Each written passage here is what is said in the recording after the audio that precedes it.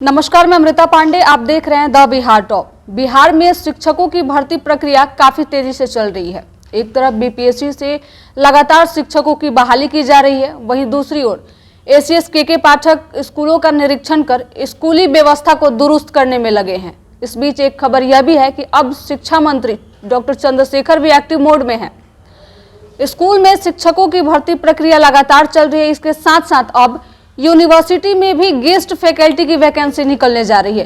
Professor Chandrashekhar की अध्यक्षता में शिक्षा विभाग ने एक बैठक की, जिसमें यह निर्णय लिया गया कि सभी यूनिवर्सिटी में जहां शिक्षकों के रिक्त पद बाकी हैं, वहां नई वैकेंसी की जाएगी और उन रिक्त पदों को भरा जाएगा।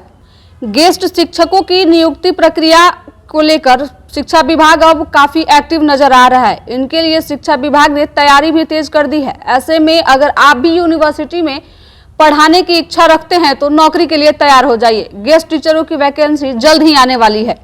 बिहार के विश्वविद्यालय अब नियमित एकेडमिक एक्टिवेशन के तहत सभी गेस्ट फैकल्टियों के द्वारा शिक्षक के रिक्त पदों को भरा जाएगा। विश्वविद्यालय को वोकेशनल और सेल्फ इन्फ्लुएंसिंग कोर्स के लिए शिक्षकों के पद भी मिलेंगे। शिक्षा मंत्री चंद्रशेखर की अध्यक्षता में शिक्षा विभाग ने समीक्षा बैठक की। इस बैठक में यह फैसला लिया गया कि बैठक में बिहार राज्य उच्च शिक्षा परिषद के उपाध्यक्ष कामेश्वर झा भी शामिल थे। विश्वविद्यालय अब तक अलग अलग विषयों के लिए सहायक प्रोफेसर के खाली स्वीकृत पदों पर गेस्ट शिक्षकों की नियुक्ति करते रहे हैं। अब वे कमी को पूरा करने के लिए प्रोफेसरों के लिए असिस्टेंट पद भी भरा जाएगा गेस्ट टीचरों से। बैठक में निर्णय लिया गया कि सभी व्यावसायिक पाठ्यक्रमों में स्वीकृति सीटों की संख्या के आधार पर शिक्षकों के पद स्वीकृत किए जाएंगे। स्वीकृत किए जाने वाले पदों की संख्या के आधार पर 1, 2 या उससे अधिक शिक्षकों की बहाली एक जगह पे की जाएगी। अगर गेस्ट टीचर की नियुक्ति यूनिवर्सिटी की ओर से नियमित तौर पर संचालित कोर्स के लिए होता है तो उनकी सैलरी वहां से दी जाएगी। अगर वही कोर्स की नियुक्ति अगर सरकार करती है तो उसकी अनुदान राशि जो होगी वो सरकार देगी। अगर शिक्षकों की नियुक्ति यूनिवर्सिटी के सेल्फ फाइनेंस मोड के तहत किया जाता है तो उनका जो पेमेंट होगा वह संबंधित संस्थानों की ओर से दिया जाएगा। शिक्षा विभाग ने पहले ही सभी राज्यों के कर्मियों को इसकी जानकारी दे दिया है। विश्वविद्यालय में अलग अलग कॉलेज और पोस्ट ग्रेजुएशन विभागों में चल रहे सेल्फ फाइनेंस पाठ्यक्रमों की विस्तृत जानकारी भी मांगी है, जिससे उनकी गुणवत्ता में सुधार किया जाएगा और फीस स्ट्रक्चर एकेडमिक के रूप में देखा जाएगा।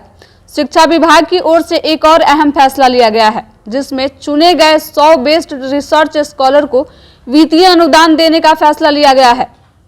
इसमें वो कैंडिडेट होंगे जो एक वर्ष में विभिन्न विश्वविद्यालयों की ओर से आयोजित pre PhD registration test PRT pass किए हैं। अगले साल से पीआरटी सभी विश्वविद्यालयों के लिए केंद्रीकृत आधार पर आयोजित किया जाएगा। वित्तीय सहायक केवल उन्हीं स्कॉलर को दी जाएगी जिन्होंने इस कोर्स का किसी दूसरे सोर्स से रिसर्च कार्यों के लिए कोई वित्तीय सहायता नहीं ली होगी। राज्य के विभिन्न विश्वविद्यालयों में सहायक प्रोफेसर की नियुक्ति के लिए राज्य स्तरीय शिक्षक पात्रता परीक्षा बीटेट और एसएलईटेट शुरू करने का भी निर्णय लिया गया है।